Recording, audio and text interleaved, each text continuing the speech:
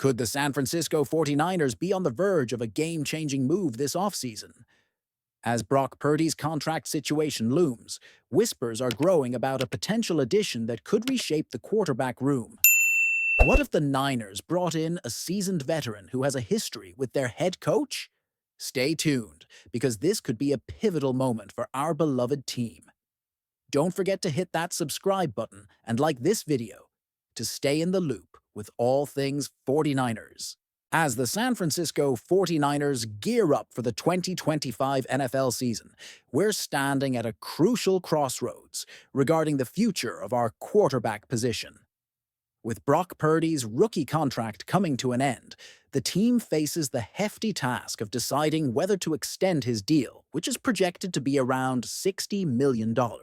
This kind of financial commitment is no joke and could really shake up the 49ers' salary cap situation, making it tougher to keep our roster competitive. Now here's where things get interesting. There's a lot of chatter in the NFL community, particularly from insiders like Grant Cohn of Sports Illustrated, suggesting that the 49ers should wait to see how things unfold with Kirk Cousins and the Atlanta Falcons before diving into a long-term deal with Purdy. Cohn points out that the Falcons might have no choice but to release Cousins, given his disappointing performance this season, and the fact that they're likely moving forward with rookie Michael Penix Jr. If Cousins becomes available, this could be a golden opportunity for the Niners. Imagine this. The 49ers could potentially sign Cousins for a minimum salary, considering the Falcons would still be on the hook for his hefty contract. With Cousins already familiar with Kyle Shanahan's system from their days in Washington, he could seamlessly fit into our offense if he were to join us. It's a scenario that makes you think twice about the possibilities. Could we have both Purdy and Cousins on our roster next season, each costing us around $1 million? That's the kind of value that could elevate our quarterback room significantly.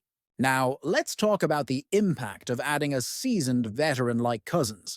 His experience could bring a level of stability and mentorship to our young quarterbacks.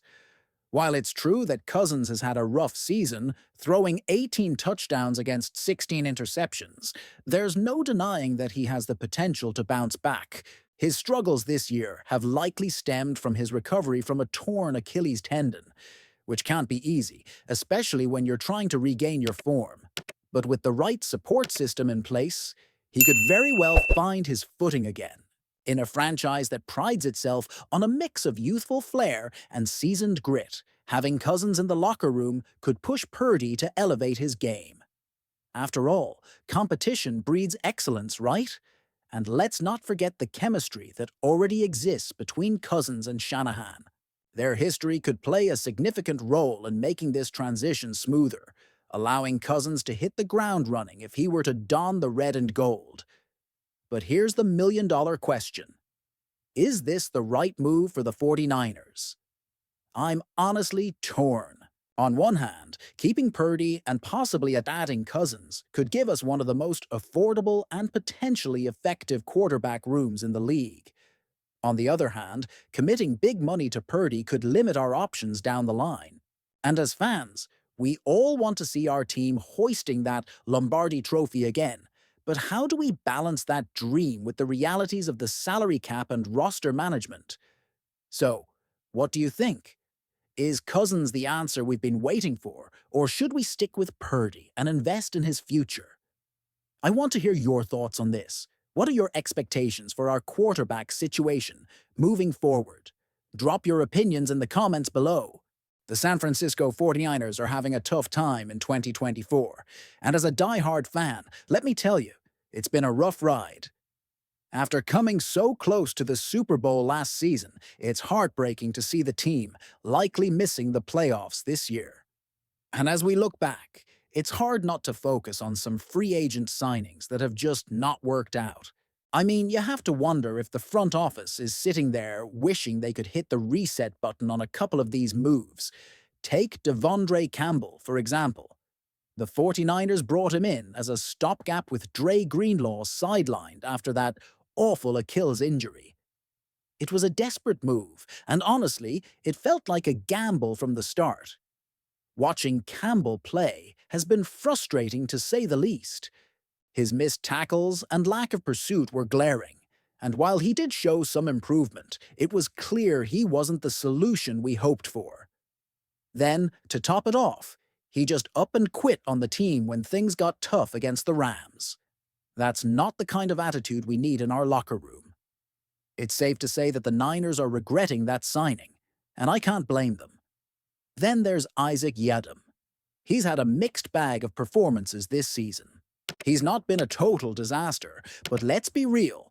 When a rookie like Renardo Green is pushing for your starting spot, it says a lot. Sure, the Pro Football Focus rankings show he's in the middle of the pack, but just being average isn't enough for a secondary that desperately needs playmakers. We've seen what elite cornerbacks can do, and right now, Yiadom isn't cutting it. So I have to ask, was he truly the best option? I'm not so sure. And let's not forget about Brandon Allen. He found himself starting against the Packers in Week 12 due to Brock Purdy's shoulder injury. I mean, the kid didn't completely flop, but those numbers, 17 completions on 29 attempts for 199 yards, aren't going to get anyone excited. The team was outmatched that day, and while I understand injuries happen, you have to wonder if sticking with Allen was the right call. Maybe if they had gone after Joshua Dobbs instead, we could have had a fighting chance. It's moments like these that really test our faith as fans. Free agency can be a wild ride, right? Sometimes you strike gold, and other times you end up with a player who just doesn't fit. It's a bit like a box of chocolates. You never know what you're going to get. But with these three signings, it feels like the Niners got a whole batch of those weird, coconut-filled ones that nobody wants. Looking ahead, it's tough to see how these decisions will impact the future of the 49ers. Our hopes are pinned on the players who can turn things around, but it's hard not to feel a bit disheartened when we look at the current roster. I want to believe in this team, but the reality is, we need to hit on the right players to keep our Super Bowl dreams alive. So, I want to hear from you. Do you think these signings were the right move? I, for one, am feeling conflicted about it all. The excitement of the draft and potential trades is just around the corner, and we need to start thinking about how we can rebuild and retool for next season. And you? What are your thoughts? What do you think the 49ers should do moving forward? I want to hear your opinions down below. Don't forget to hit that like button, share this video with your fellow 49ers fans, and subscribe to the channel so you never miss an important update. And remember to activate that notification bell to stay in the loop with everything 49ers. Let's keep the conversation going. And as always, go Niners!